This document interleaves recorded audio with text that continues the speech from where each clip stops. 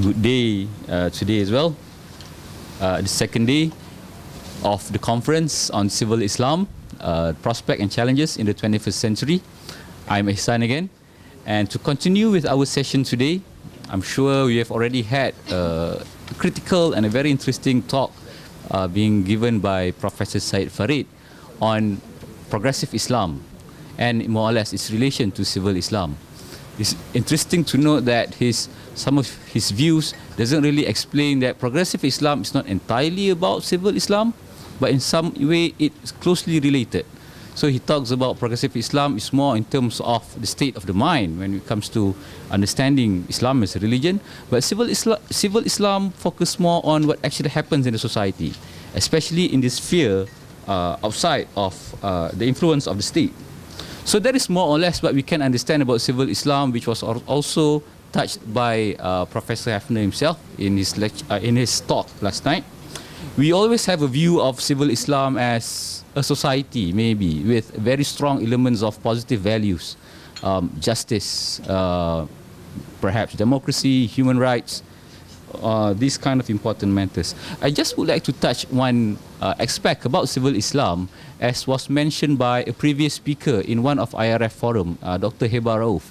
In that forum, it was a discussion on Islamic State, whether it is the same as the concept of a civil Islam, a civil state.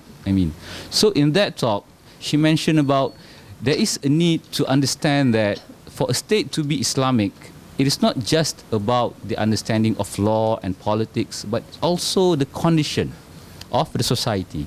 And one of the main conditions of the society is for the state to be Islamic, it has to be civil. So understanding that under living condition, in yesterday's talk, Professor Hefner elaborated even more important elements of a civil Islam. One, he emphasized about public ethics. He also emphasized about democracy, particularly in our understanding as it is a feature of modern society in the current condition, and of course the importance of a strong Muslim civil society. I think this would be more or less the important points which of course he will elaborate and he will explain more as he has written quite extensively in his book called Civil Islam. So without further delay, I would like to invite Professor Hefner to deliver his talk, the main talk of effect, I could say, for the conference, as the title Civil Islam, the Prospect and Challenges in 21st Century. Please do.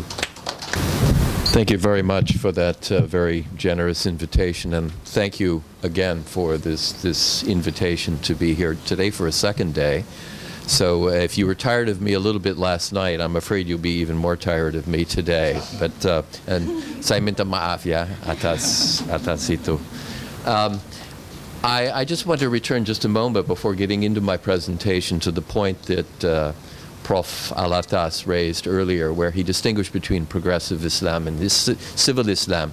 And I think it is important to distinguish between the two, but at the same time, we have to take care, and he wasn't saying otherwise, but I would just emphasize very strongly, civil Islam is an ethical idea, an idea of understanding, construing the relationship between Islam and a democratic society, and a certain style of citizenship that, as I said last night, Zainal Abidin Bagir has referred to as pluralism kewargaan. And I think that's very much an idea consistent with that of civil Islam. But it implies, therefore, here's the critical point before I get into my talk. It implies, and I think you hear this in the Kholash Majid, you hear this in Abdul Karim Saroush, you hear this in Tariq Ramadan, all of whom I place in, if you will, a kind of civil Islam universe. What you hear is that civil Islam refers not just to Muslims in civil society, but it refers to Muslims in civil society promoting the development of a certain type of culture.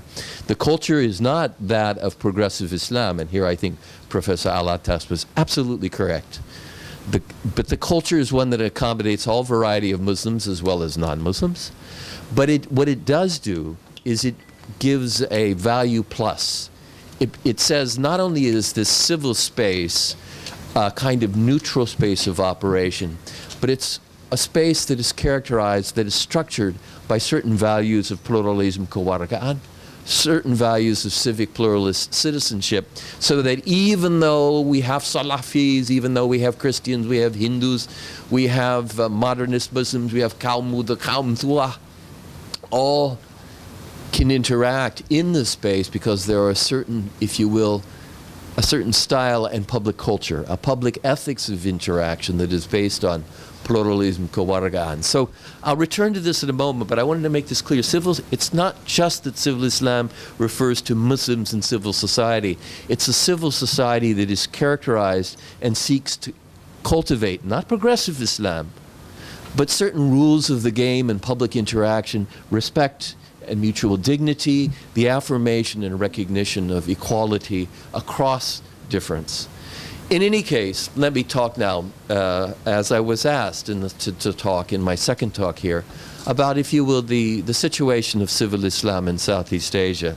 And originally, when I put together my thoughts for this paper, I was going to talk about Muslims in Thailand, Muslims in the Philippines, Muslims in Malaysia, Indonesia, Singapore. I've done some work in all of those settings, especially Malaysia, Singapore, and Indonesia. But I've also been to Cambodia and interacted with Muslims there. But I realized that given my time constraints, it would be really impossible to do justice to sort of the dynamics of each of these societies, particularly, as Professor Alatas said earlier, one has to take not just the Maqasadi approach, but one has to take a very contextual approach, both to Islamic traditions, but also to the situation of Muslims, their relationship with non-Muslims. So what I'm going to focus on today really is kind of setting the scene and thinking through the challenge of civil Islam in Southeast Asia, but with primary reference to Indonesia. And I think Indonesia is important, not just because it's the largest Muslim majority country in the world, but I also think it's a relative success story, despite the fact that right now it's facing serious challenges and debates. But this is part of what civil Islam is about. And what I want to do, in effect, is use the Indonesian example to think through the larger challenge of, well, what do we mean by civil Islam? And more importantly, if civil Islam refers not just to a social space, but it also refers to a certain public ethics, an ethics of pluralism kewargaan, what kind of practices, institutions, discourses, and circumstances are conducive? That's the critical question. What kinds of practices, institutions, discourses, circumstances are conducive to the flowering of a civil Islam, and what kind of things get in the way? Now, I say this against the backdrop, now I'm going to begin, I say this against the backdrop of course, not just a kind of an Islamic issue, but a global crisis. Now, I don't think that term is too severe. We live in an age of global crisis right now. It's a crisis of citizenship. It's a period during which many of the received standards of how to live together in difference, all societies face this problem.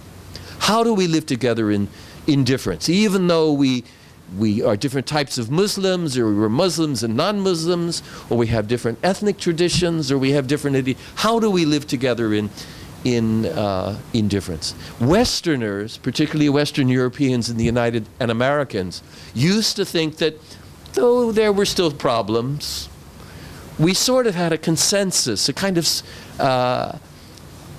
kalimatun sawa, as Chat Noor used to say, on how to live together in difference. And it was something that, in the broadest sense, was called a kind of liberal citizen tradition. Not liberal in the sense of liberal Islam, and not liberal in the post-60 sense. It was really pluralism kewargaan that was there in Western tradition. And unfortunately, today, particularly since the 1990s, but compounded, as I said yesterday, with the rise of Daesh and some acts of Islamic terrorism, but much more seriously, with the rise of Islamophobia all across Western Europe, I think especially Western Europe. It's now also, with Mr. Trump infecting the United States, though the kind of confidence that Westerners used to have that somehow they had a good formula and a consensus on how to live together in difference, that is in doubt. It's a crisis of confidence, and no one is in fact stoking that doubt, the fires of that doubt, more severely than You will not be surprised to hear me say our current president, the President of the United States, Mr. Trump. So Western tradition is in crisis. And as I said yesterday, again, just to sort of repeat myself, but from a slightly different example, in the aftermath of the sad and tragic failure of the Arab Spring has become the Arab Winter. This great, sweet series of movements that reflected broad changes in society. It wasn't just a few sort of intellectuals, ivory tower intellectuals. These were broad social movements. But the Arab Spring has, with the exception of Tunisia, and of course if you want to include Morocco in the Arab Spring, there's still an Arab Spring in Morocco, and good, very good things in Tunisia.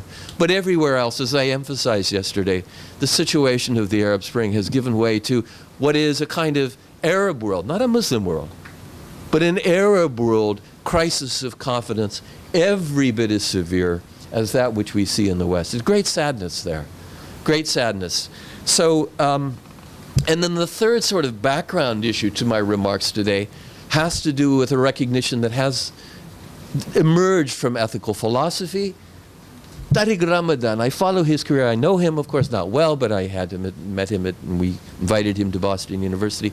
I think Tariq Ramadan's career, more than just about anybody I know, with the exception of a few other figures like Chat Noor, Nokolesh Majid, and people like that, Abdul Karim Saroush.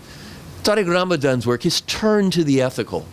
You know, in a whole series of works that he's done since 2005, it actually goes back further. His first work that's not been translated into English, but in French, en fait, Les sources du renouveau en Islam, the sources of reformation, of renewal in Islam.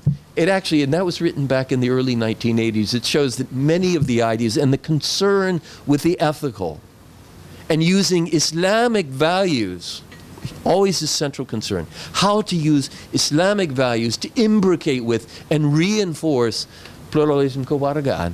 Those were already there in the 1980s, but he continues to develop these ideas, I think, in a very interesting way, and in a way that is heard, even if it's not sort of transform any state. He's continued to develop these ideas to this day. But one of the other kind of influences, in addition, the third influence is changes in Islamic thought as to how we live together in difference, but also a recognition that democracy itself is not a panacea.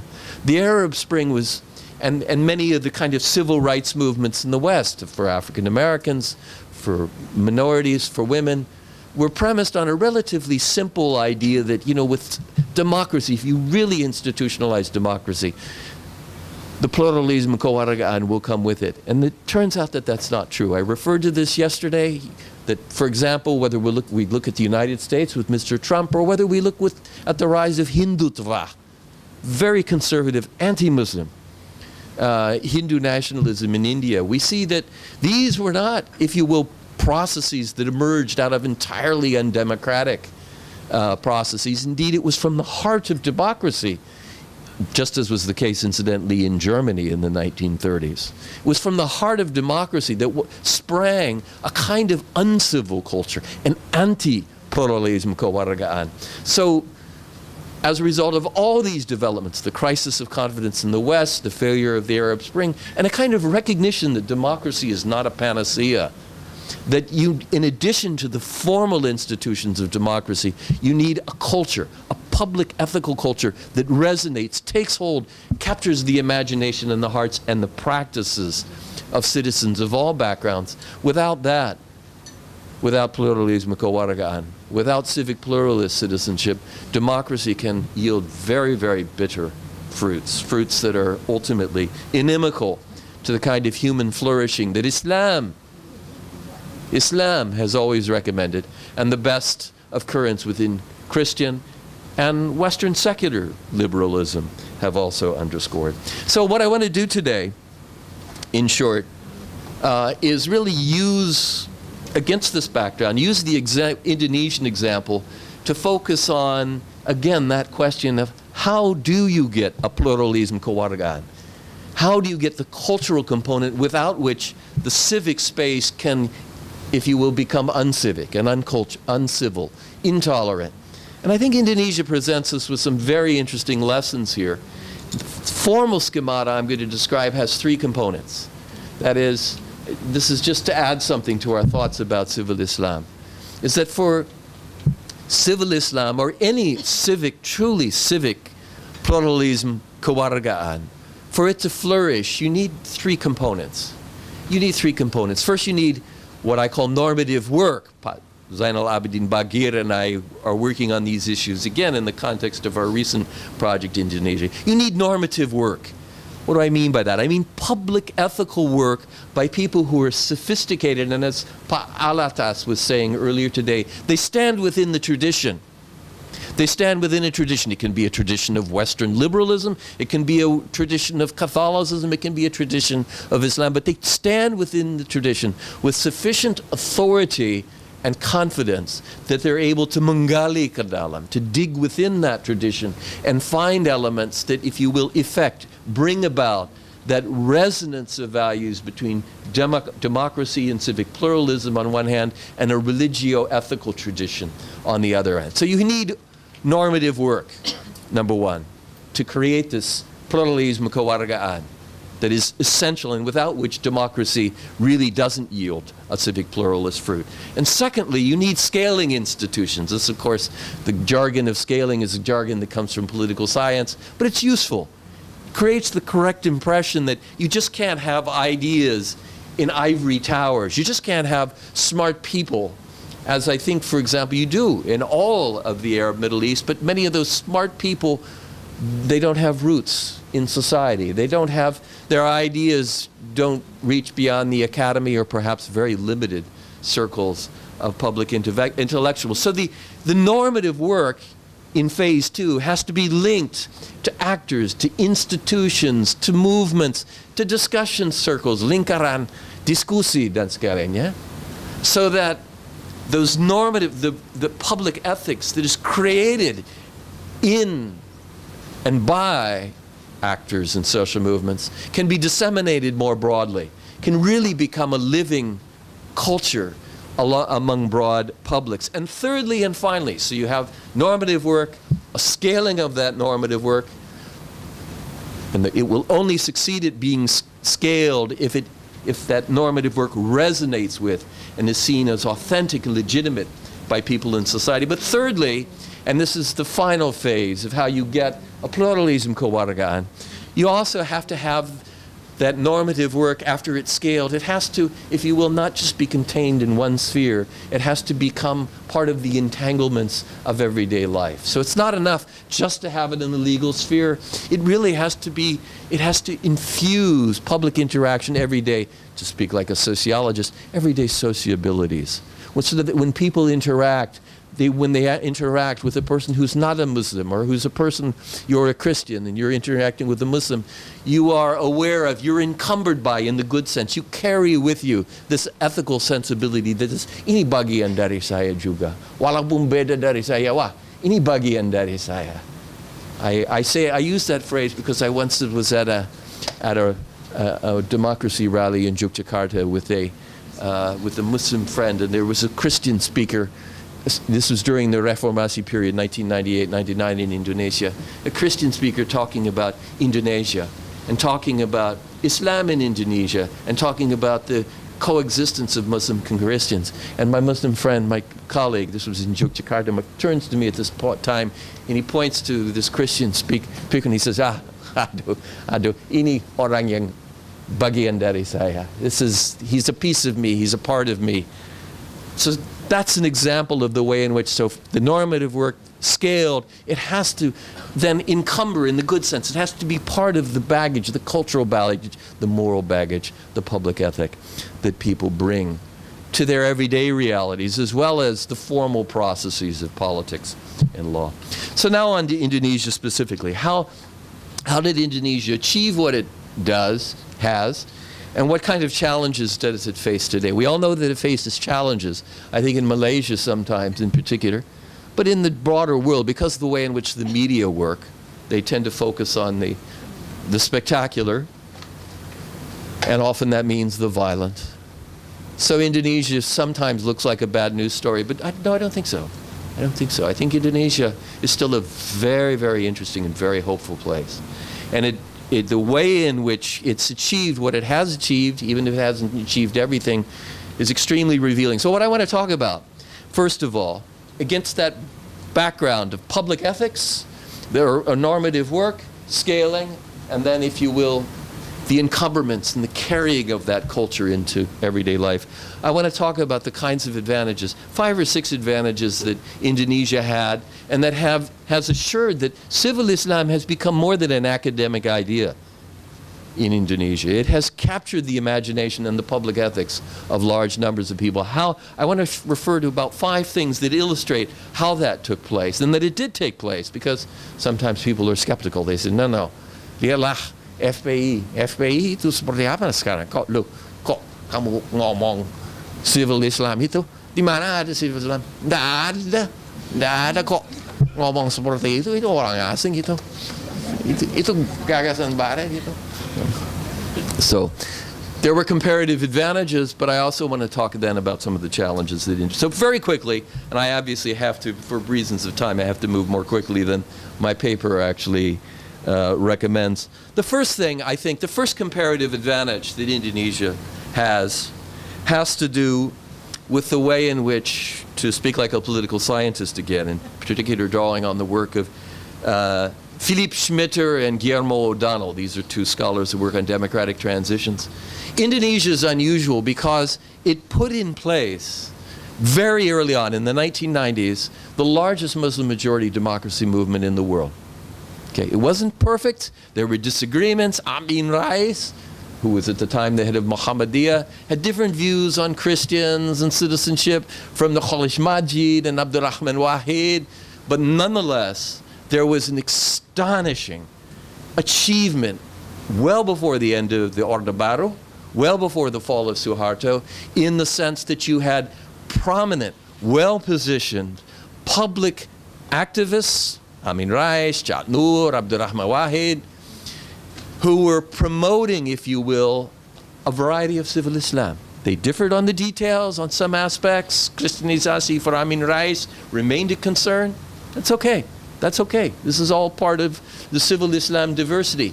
But what was remarkable is that in the 1990s, it was the late 80s and 1990s, well before the fall of Suharto, you had certain exemplary leaders who engaged in their organizations, Muhammadiyah, NU, and in broader non-religious civil society organizations, who engaged in the normative work to say Islam and democracy are not just compatible. In the modern era, democracy is an instrument, it's an alat, whereby we can realize Islamic values more effectively. Itu bukan ciptaan Barat. I said this yesterday. This was not my idea. This was the idea that Gustur Chat Nur, more than anybody else, who was a close friend of mine, Khalid Majid, he would always say, no, democracy is not made in the West. This is not true. Democracy is a human institution. It's a global institution for dealing with certain problems of living together in difference. And saya belajar dari beliau, ya. Saya belajar dari Chat Nur. And think that that's absolutely correct. And that was what was the first comparative cultural advantage, was that there were very well positioned, very literate with regard to the tradition, with its Islamic tradition, but also with regard to democracy, people who before the fall of Suharto had already put in place a remarkable consensus among Muslim intellectuals and among Muslim social organizations that there was this not just possibility but a need for a kind of co-imbrication between Islamic values and this instrument that we call democracy. So that consensus animated the largest democracy movement the Muslim world has ever seen, and it was a transformative force. It had variation. Amin Rais was worried about Christians a little bit in Christianization, but there was never any hesitation because there was a strong consensus on the legitimacy and importance of this co-imbrication of Islam and democracy. A co-imbrication which, as I said yesterday, Dalia Mogahed and John Esposito have pointed to through surveys and said, this is the aspiration that we see all around the world, that these two value traditions interact in a kind of institutional framework of a civil Islam, of Muslim democracy. The second point Again, keeping in mind, I'm talking about normative work, scaling so that this idea, this imbrication of democracy in Islam isn't just an artificial idea of a few coffee house intellectuals, but it becomes a living social reality that is carried and aspired to and identified with by large masses of people. The second comparative advantage that Indonesia has is equally remarkable. And it's often overlooked because people focus too much on the political. But it has to do with Islamic education. Islamic education in Indonesia is a wonderful sight to behold. A wonderful sight to behold. How so? Well, first of all, this is an Islamic educational system that from the 1910s onwards, starting with Muhammadiyah, which of course we know had branches in Singapore as well. It wasn't just Indonesian. It was one of the first Islamic educational systems in Southeast Asia and indeed in the Muslim world to educate women.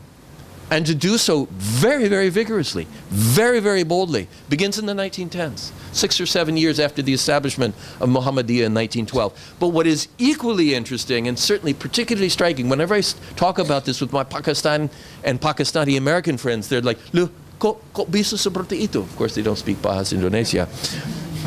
But they're always kaget because they know that their educational system, in their educational system, this quality came late and it's still much debated. Should women be educated? Should you have general education? Should you have world history? Should you have science in a madrasa?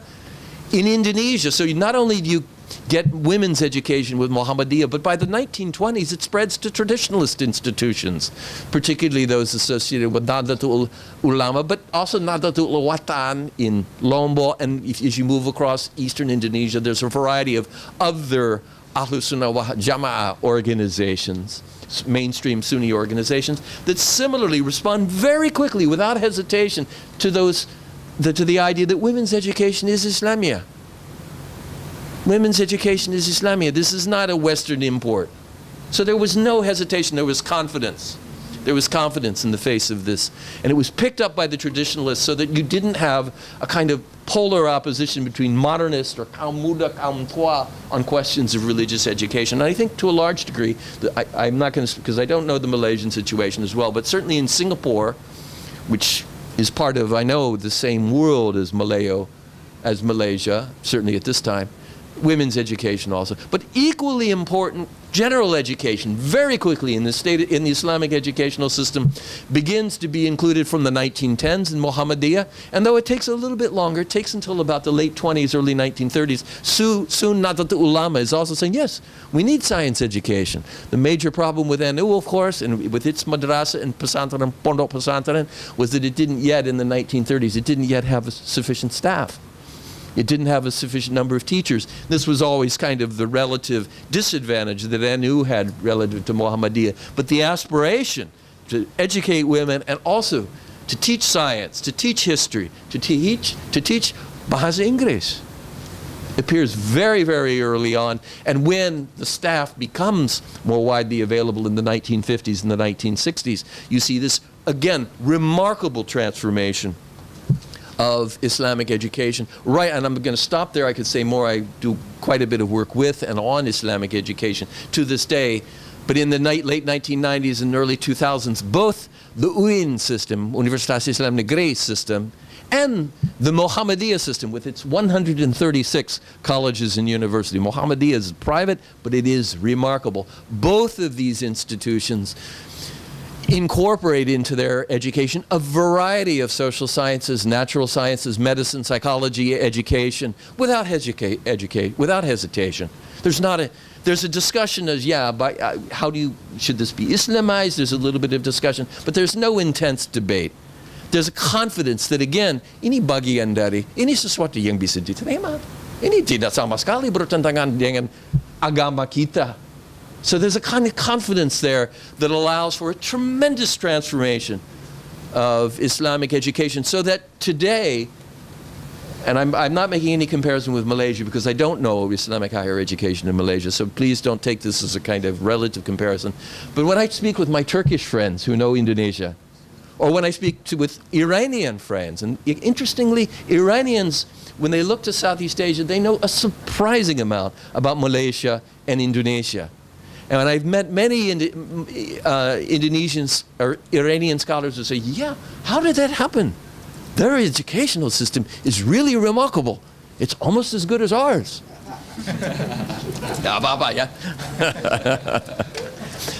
So there's a comparative. And then the final thing about Islamic education is that in the 1990s, just as Muhammadiyah, Cak Nur, Abdurrahman Wahid, Amin Rais were promoting the idea that Islam and democracy imbricate, they need each other, they should synergize. The State Islamic University in the 1990s, as Mashkuri Abdullah, in a really wonderful dissertation that he published in 1997, shows in State Islamic universities and Muhammadiyah systems, they're already teaching on this. So it's not just Gustur, it's not just Anu Muhammadiyah, but in the schools, schools that teach fiqh, usul al-fiqh and usul al-din and the like, there's also instruction on democracy, citizen rights, how does that work, how does one do it as a Muslim. So there's this remarkable efflorescence, and that continues into the Reformasi period with and I can't talk about this at length, but when one asks who were the major architects in Indonesia of its national civic education program. The program is not sufficiently funded, I regret to say, but there's a national civic education program with an excellent curriculum. If you ever have the chance, or maybe some of you know it, a remarkable curriculum. The textbooks that they use, that they have made themselves. Who were the architects of this civic education curriculum that's developed at the beginning of Reformasi, 1998, 99, and then it's been updated several times? It's the Hidayatullah State Islamic University in Jakarta that does the entire textbook creation, not just for state Islamic universities, but for the entire Indonesian educational system. They didn't have to be pushed and shoved. They weren't saying, wah, apakah ini bisa kita lakukan, apakah ini yang namanya Islam. They took the lead and said, look, we're a democratic society, we're Muslims, we're a Muslim majority society. We have to take the lead and develop programs on civic education, and they do, and they are remarkable programs. I wish that in the United States we had civic education textbooks which were as good as those that were developed by the Hidayatullah State Islamic University in Jakarta. Third comparative advantage, and I have to move a little bit quickly, it has to do with women. And I don't know the data, but as you heard me say, women's education begins very quickly. Women's social associations, Aisha, as the women's organization, and Muslimat, NU, and Fataya, these organizations come online in NU. They're a little bit later. There's a little bit more conservatism with regard to gender issues in NU than there was with Muhammadiyah. So that Muslimat NU is actually founded after the Republic is established. But again, women's education is in place, and the result, I'll go very, very quickly, is that by the time you get to the dawn of democracy, the 1990s, when this kind of great rethink of Islam and democracy is taking place, women's organizations in Indonesia play an absolutely central role in the development of pro-democracy ideas. Not ideas that are without Islamic content. They're ideas that are Islamic and democratic. Women play a leading role in this, and indeed the women's rights movement in Indonesia, which comes into existence in the late 80s, early 1990s, and really becomes a major force in the late 90s as we menjelang Suharto Lengser, as we approach Suharto's step down. Who are the most prominent figures in it? It's graduates of the State Islamic University system. This has been studied, confirmed again and again and again. It's not secular liberals. It's not Christians. 10% of Indonesians are Christians. And it's not even mainstream Muslims who are not party affiliated. The women who play the most active role in the women's movement, the movement of women for citizen rights in Indonesia from the 1990s into Reformasi, are disproportionately women who are graduates of the State Islamic University. Again, remarkable. Final thing just about women as a comparative cultural advantage that shows that there was very interesting scaling. There was normative work and scaling being done. Again, my theme here today. and that this was being disseminated so that it wasn't just the work of a few abstract intellectuals. It was mangakar. It was becoming part of the culture, kind of rooted in society. The final indication of this third point with regard to women has to do with women's rate of labor force participation in Indonesia. Does anybody know women's labor? I mean, let's talk as economists for like 30 seconds. Does anybody know what labor force participation is for adult women in Masir or Jordan or Syria before this awful civil war? Anybody have any sense of that? Women's labor force participation means who works after marriage. Labor force participation in Masir is about 17%, 20%, something like that. Sometimes 22%. Jordan, it's comparable. Sometimes people think Jordan is, you'd expect it to be different, but no, Jordan it's pretty much like the general Arab Middle East pattern. In Morocco, it's a little bit higher. Tunisia, it's a little bit higher, as you would expect. But it's not dramatically higher. So it's around 20%, 22% is what you typically get for women's labor force participation in the Arab Middle East. It's lower in Saudi Arabia, not surprisingly. But in Indonesia, it's about 50%. It's about 50%, which is to say it's a little bit below, but not much. It's barely significant rates of labor force participation of women. Now, you can promote this. I'm not celebrating this one way or another. It's just an interesting indicator, once again, of what I think was part of the dynamic of normative work scaling and the embedding, the encumberment, the entangling of new values with Islamic traditions that Indonesia was so remarkable. Fourth point, comparative advantage, has to do with what happens when we move into the Reformasi period. As we move into the Reformasi period, Pak Harto is lengser, he's stepped down, and there's great excitement but also anxiety because there's some violence taking place, particularly in eastern Indonesia. I'll say a little bit about that in a moment. But what's remarkable is during those first years, right away, there's no hesitation. The leadership of Indonesia is not disproportionately, it's as one would expect, it's overwhelmingly Muslim. Yes, there are Christians. Yes, there are Balinese Hindus and a few others. And yes, there are major differences among the Muslims.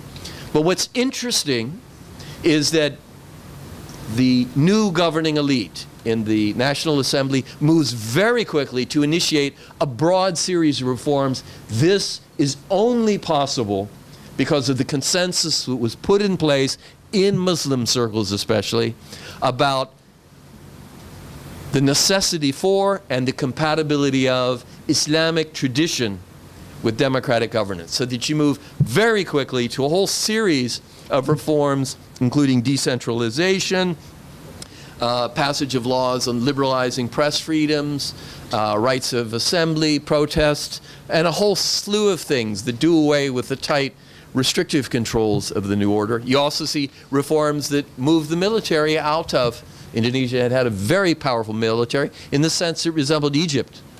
In fact, this one very distinguished, I think, German or Swiss guy who's a political scientist who works in Australia, Marcus Mitzner is his name, compares Egypt and Masir, and he says the militaries in these two countries were very similar. After the fall of Mubarak and the fall of Suharto, the militaries were both very strong. They're both very heavily involved, not just in security, but they're also very heavily involved in business. Egypt's military today is very heavily involved in the tourist industry. The tourist industry is basically controlled by the Egyptian military. And the Indonesian military had a huge variety of economic enterprises going on. I'm not criticizing that. That's just the way things had worked out.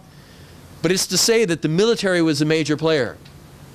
And at the end of the Suharto era, there was a faction in the military that had wanted to support Suharto and stop the arus democracy, the democratic current. And they had flirted with trying to mobilize very conservative Islamists, a small number of them, by saying, oh no, this democracy movement, this is really, it's kafir, it's Christians and it's Yehudi, and it's a made in the United States conspiracy against Pak Harto, because Pak Harto is now, he's mirroring, he's leaning towards Islam.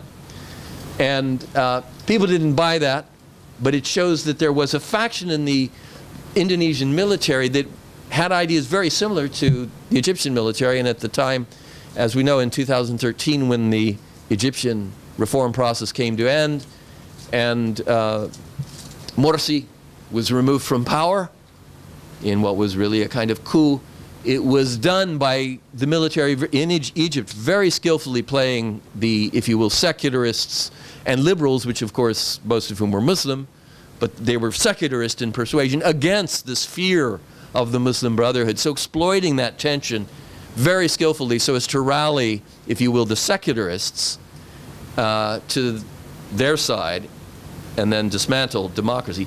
The fact that this did not take place in Indonesia, as Mitzner has pointed out in an article that appeared in 2015, was the result of the fact that the governing elite, the Reformasi elite, was very confident and very aware that they had to take care not to allow any kind of playing of these sectarian tensions so as to preempt any meddling in civilian affairs, governmental affairs, and it worked. And it worked, and that's the difference. That's part of the key of many, as you heard me say, that Indonesian democracy survived. A very gifted understanding, and Amin Rais, I might add here, was one of the key figures here. He has very clear ideas as to how the military is an important institution, very vital institution, but it needs to be kept out of national politics per se. And last but not least, a comparative cultural advantage has to do with the question of Sharia norms. And this is what we've been talking about, and Sharia ethics and Islamic ethics generally. This is what I was talking about yesterday, and I've said, pointed out, and we all know this, you all know this, all around the world as you get political openings, whether in the Arab Spring, or whether in the early phases of the Iranian Revolution, when there was a very intense debate on how to be Muslim and how to accommodate Islam and democracy, or Indonesia, or for that matter, the political opening that took place in northern Nigeria with Nigeria's return to democracy and its, if you will, removal of the military from politics. In the north, where the Muslims are concentrated in about 40% of the states that make up Nigeria, we saw, as we saw in Egypt, as we saw in many Muslim majority countries that experience political openings, we see intense debates about, okay, what do we do with Sharia? And what's interesting, so that this is a common feature, and this was a point that I made yesterday. This is a typical feature of all transitions. It's part of it in the Muslim majority world. It's part of the culture or civilizationally specific path-dependent peculiarities of democratization in the Muslim world, that you have to, in as much as you're not secularizing and dismantling religious institutions, you're inviting religious institutions to play a major part in public life. You're not opting for secularism and a radically assertive secularism, again to use the term of Ahmed Kuru, to whom I referred yesterday and from whom I got an email today. But anyway, that's not what you're doing. And what was interesting about Indonesia is that Indonesia, by the late 1990s, as Reformasi begins, Indonesia is a far more religiously observant society than it's ever been in its history. Far more religiously, far more sophisticated in its textual understanding, far more Majlis Taklim all over the society, including Majlis Taklim. These are Islamic study groups that include women. Very, very, so Indonesia, by the late 1990s, but all the more in the early 2000s, is a much more religiously observant area than ever. So many people, many of my colleagues who said in the United States, who were always skeptical when I wrote about civil Islam, they said, you've always said civil Islam, you've always said these Indonesian Muslims are going to be good Democrats and can be good Democrats. Wait till you see what happens now. They're going to establish a certain variety of Islamic law, and I emphasize certain variety of Islamic law, and the whole democratic process will be dismantled. And of course that didn't happen.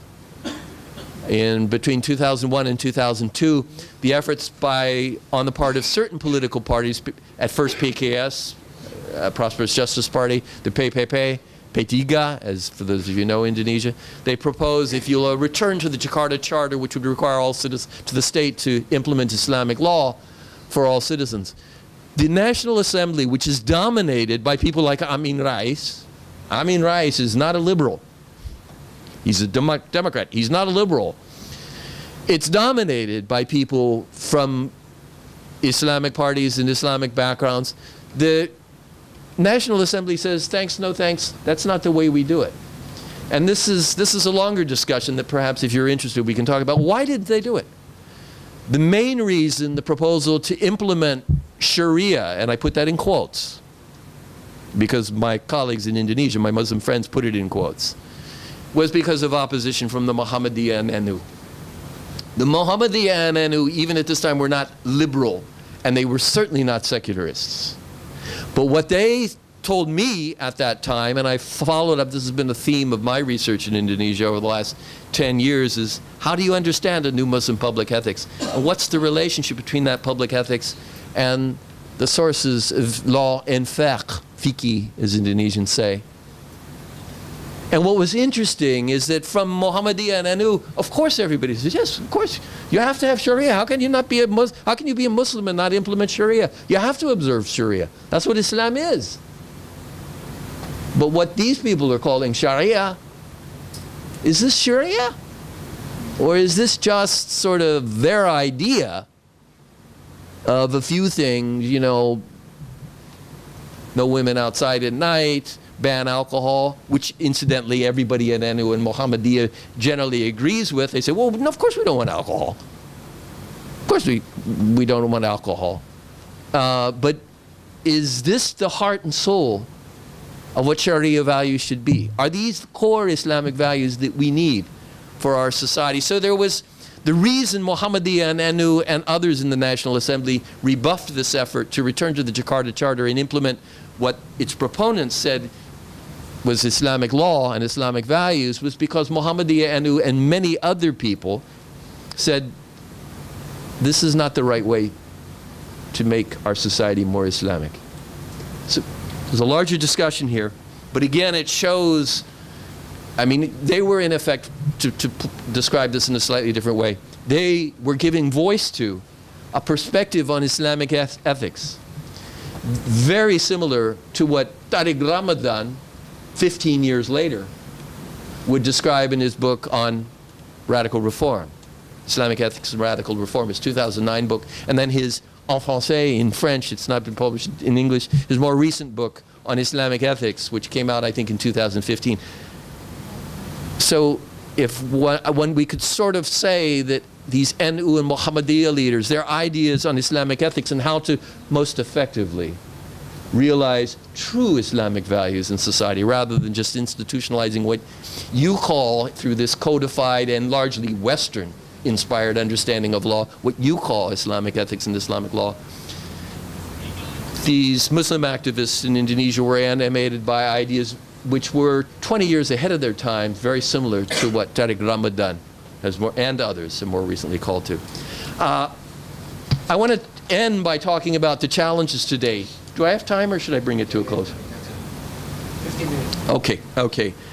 So what I want to say just very quickly is that while things haven't gone quite as smoothly as everybody expected,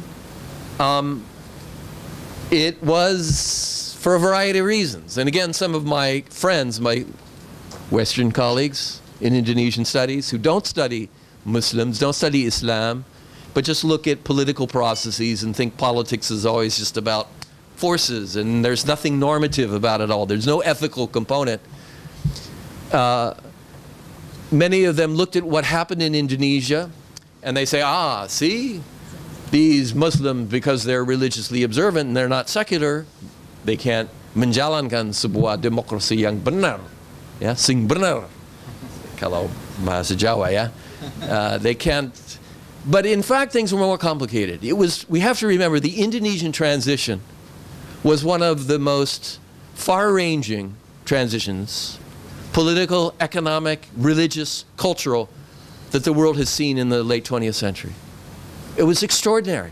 It was a political transmission after 32 years of authoritarian rule, with a very centralized administration that moved very quickly to decentralize government in what was, as my friend to whom I referred yesterday, Al Stepan, who passed away at age 82 just 2 days ago.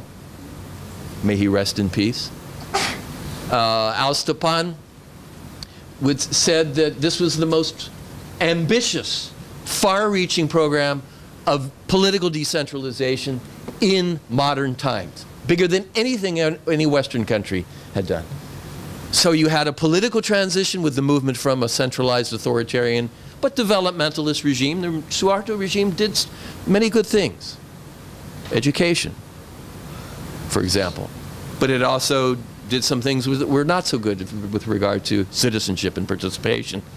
So you had the end of an authoritarian regime, you had an ambitious decentralization program, you had economic programs of economic empowerment take place all over the country.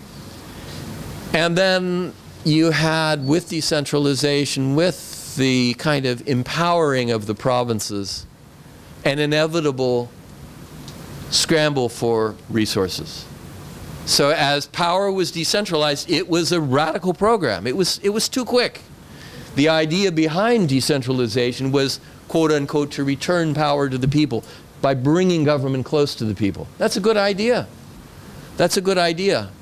But if you did that in the United States to the degree that the Indonesians did, given the fact that all those local people in the United States have guns, and some of them are not particularly rahmah and civic pluralists, I would be very nervous. And that's what happened in Indonesia. So the first sort of challenge that Indonesian faced, and it was a severe challenge, occurred in the period between 1999 and 2001 with the outbreak of communal violence, particularly in eastern Indonesia. It's sometimes thought the entire nation was burning. Today there are 33 provinces. Well, in fact, we know of those 33 provinces, between 1999 and 2001, does anybody know the number of provinces in which there really was serious communal conflict? Out of the 33, it was, which is not to diminish it, it was awful violence. I'm sure you saw, I remember in Singapore, I didn't watch television. In Malaysia, in 1999 when I was here, I didn't have a TV. When I was living in Bangi. But there was a lot of reporting in Singapore, I know, of the violence, of this awful violence, in particular in Ambon, Maluku. So, but the violence actually occurred in just 8 of 33 provinces, okay, which is not to diminish it. About 15,000 people died, and most of it was very close contact, you know, village against village. It was not, I mean, there may have been some big political players trying to get their advantage there, but it was really, to use Jerry Van Klinken, he's a Dutch sociologist, it was really small town wars. Decentralization moved too fast. And in places, particularly those 8 of 33 provinces, where you had kind of fierce communal rivalries already in place, whether it was Kalimantan Barat, between Dayak, who were nominally Christian, but they weren't Christian, and Madura, it was really an ethnic conflict, and it was awful. The Dayak, I have many Madurese friends. I worked in an area of East Java that was Javanese, and Madura back in the late 1970s, to see my Madurese brothers and sisters being slaughtered, it was awful. But it wasn't religious. It was the scramble for resources of rapid decentralization. And that was true too in other areas, particularly in Ambon, and then of course in central Sulawesi. And here it did have a religious dimension. We can't diminish this. And the Christians had their militias, and the Christians were, maaf saja, yeah? I always have to apologize to my Christian brothers and sisters. I say, you were every bit as brutal as anybody. I know this. And they say, yeah. And they're very embarrassed. Everybody, when one travels to Ambon, Maluku, or Central Sulawesi today, most people are very heartbroken at the violence when they think back to it, because it was neighbor against neighbor. It was awful. But in any case, it ended. It ended. And it ended in part because the national culture was in place that the way to overcome this was, well, yeah, you make deals. That's part of Indonesia too. But also because there was a commitment to the idea of Indonesia and patriotism. And the Indonesian patriotism was seen, the pride in Indonesia was a part of Islamic tradition. This was part of the genius and part of the distinctiveness of Indonesia, although in this regard Indonesia is like Iran. Iranians are also proud nationalists, and they don't see an opposition between being a nation incidentally, which like Indonesia is very majmuk, yeah? It's very diverse. Iran is not just Shia, and it's not just ethnic Parsis. So Indonesia, Iran, in both of these countries, the idea of nationalism has always been an idea that's been embraced by Muslims, and Muslims have seen themselves as the carriers of an idea that allows for and facilitates cooperation across ethnicity, cooperation across religious bounds. So, and that's real. It was tried very severely between 1999 and 2001, but it was restored. And Indonesia today still has problems. It has problems, major problems of tolerance. I'll say a few things about that.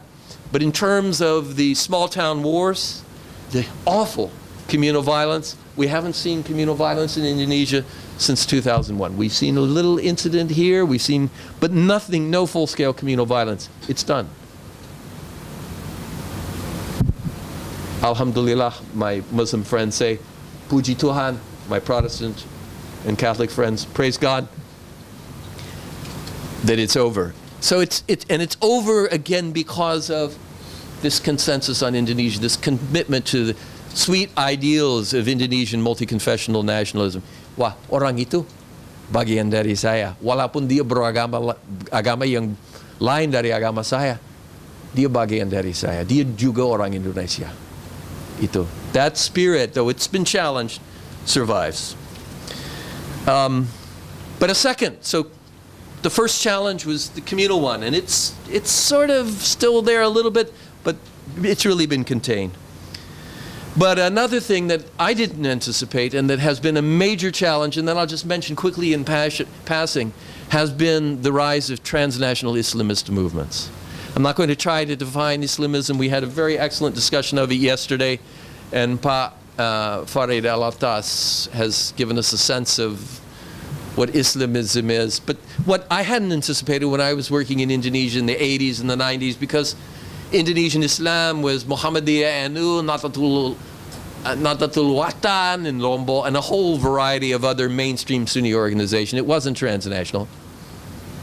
But what I hadn't anticipated was that in the mid-1990s, slowly but surely, quietly, there were transnational groups arising. Hizb ut-Tahrir, most notably. But also Ikhwan-oriented groups. Ikhwan is segala macam, yeah? There's all manner of Muslim Brotherhood people. But there were some Ikhwan who arrived, transnational Islamists, who said, wah, yang namanya yang namanya demokrasi itu bertentangan dengan Islam. Jangan. Jangan. So there was a wing of the transnational Islamist movement that rejected democracy, and I hadn't anticipated this.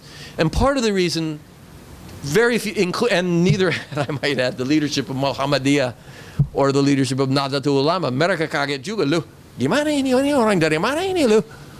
Kok bisa? Walaupun jumlahnya sedikit, tapi loh, suaranya besar itu. Suara gede loh. So, and the simple story is that, I mean, it's a longer story and we could talk about it afterwards, but the simple story is that these Hizb ut-Tahrir and some of the especially conservative Ikhwan groups, the anti-democratic Ikhwan, which of course many Ikhwan are not, but these groups, these very kind of anti-democratic, anti-pluralist, anti-citizenship groups, tidak perlu yang namanya pluralisme kewargaan, they proved very, very adept at using the new media. My friends in Anu were very slow. In the 1990s, the internet sudah masuk, sudah ada, tapi jarang sekali ada suara Anu di website, nggak ada. Sekarang ada. Now there are, but at the time there were none. Muhammadiyah was a little bit quicker, but not anywhere. The groups that were really brilliant were the Majelis Mujahidin Indonesia, whom I know. I know the leadership of the Majelis Mujahidin Indonesia. They were sending the major troops to Ambon during the Christian-Muslim conflict, and they talked to me. I have Irfan Awas, who's a very conservative guy, very hardline, I know him. He's very, he likes me, I like him, even though we don't agree. But these groups, Majelis Mujahidin Indonesia, Hizbut Tahrir, they brilliantly understood that these new media could mobilize people who you otherwise couldn't reach, typically young men, who many of whom didn't have much background in religion. They were not students of pesantren or pondok. And you could sort of mobilize them to simple ideas. And the rise of transnational Islamism in Indonesia, it shouldn't be exaggerated, because it's really not that big, but its swara is big, its voice is big. And it challenged and continues to challenge in a very significant way the mainstream Sunnis, particularly on issues where it sees the mainstream Sunnis are being too soft, such as questions of Ahmadi, where I agree fully with what Alatas said, that I understand that it's a very difficult issue, but violence is not a difficult issue. Violence again, and similarly the question of Shia, well, there I think exactly as Farid said, the majority opinion is that Shia, of course, these are Muslims, there are differences. But in any case, groups like Majelis Mujahidin Indonesia, Hizbut Tahrir have not hesitated to say, no, we have to attack these people, we have to pukul these people, hit them fast, otherwise they will pollute and destroy our society. And it's not many people, but it's in the open environment, in the democratic environment, and in an environment where the police, I know the police, the Indonesian police, I've given talks to the Indonesian police, and they're all ragu-ragu, not with me, but with doing anything now because they don't want to be accused of being hard, violating human rights. But they especially don't want to be seen or attacked as being anti-Islam, because they're all Muslims. And they remember that in the New Order, Muslims were sometimes, in particularly the 1980s, early 90s, were singled out for repression and very harsh measures. So they don't want any of this. So they're extra careful. But the result is that, again, small groups of militants with sticks, with shows of force, and with men in their teens willing to use violence, have been able to influence a force that is, and exercise an influence in society disproportionate to their numbers. And this is part of the challenge. This is part of the reason it's important to emphasize that civil Islam is about a manner of interaction in a civil society that is majmu'. It's not a civil society where everybody is progressive Muslims or Christians and Muslims, all of whom agree on pluralism, kewargaan. No, the core idea of civil Islam is how to deal with people in difference. And this is what one hears in Indonesia among people who say, wait a minute, Pak Rizik, wait a minute, Pak Irfan, don't send those troops off to kill people. Don't do that. Don't send those demonstrators to attack Shia. Don't do that. We're Muslims, and we recognize that the proper way, as Pak Alatas said so eloquently earlier, the proper way of dealing with people is in a way, the properly Islamia way is with attention. Okay. So I'll end just by saying Indonesia then has great challenges, but just another final fact. In the 1955 elections, which were the last free and fair elections in Indonesia, before the system was basically closed down, first by Sukarno, with his democracy terpimpin, guided democracy, and then later by President Suharto, who did some very good things in education, economic development, but not much in the way of democratic participation. In the 1955 elections, the proportion of the electorate who voted for parties who said that they were in support of something they called the Negara Islam. They didn't, if you actually look at the record, look at what people said, there was not much agreement. There was major disagreement between NU and Masyumi. Negara Islam itu apa? But about 42, 43, 44% of the electorate voted for parties in Indonesia at that time, in the 1955 free and fair elections, that supported some variety of Islamic State. By contrast, In all of the elections since 1999 that Indonesia has held, the proportion of the electorate, an electorate that, remember, as I said, in terms of its daily sociability, its prayer habits, its dress, its knowledge of Islam, its study, its participation in pengajian and majlis taklim, is much more Islamic than it was in 1955. Indonesia today, all the surveys show, is actually, some people here may not believe this, Indonesia, according to all surveys, including surveys by Muslims like Riaz Hassan, who did a really lovely study called Faith Lines in the early 2000s, Indonesians are among the most religiously observant Muslims in the world. According to basic rukun, prayer, fasting, and just being a Muslim, Indonesians rank among the most religiously observant. But in national elections, held every 5 years since 1999, the proportion of people who go into the voting booth and vote for a party that wants to support the establishment of a so-called Islamic State has fallen to somewhere, depending on how you define what those parties are, somewhere between about 15 and 18%. So there's been a dramatic decline. Not because Indonesians are less Muslim, but because their understanding of what Islam is and the best instruments, political and civic and public ethical, to realize Islamic values are different from what you call a Negara Islam and what we understand as a Negara Islam. They have no problem with the idea of a Negara yang Islamiyah, but the idea that this would be realized through the establishment of what you call, Pak Irfan, my friend, an Islamic State, is something on which they say, thanks but no thanks. No, cukup dengan ini. We like constitutional democracy. So in this sense, even though, and I end here, even though Indonesia continues to face challenges, as all plural societies do, it remains a really remarkable example of a society that, though it still faces challenges, has implemented many of the core values of a civil Islam, which doesn't mean that Indonesians have all become liberals. Indonesia is not a liberal society in the Western sense of liberal. In the Western sense of liberal. But it is, to an astonishing degree, a civil Islamic society. And I, for one, give great thanks for and celebrate that. Thank you.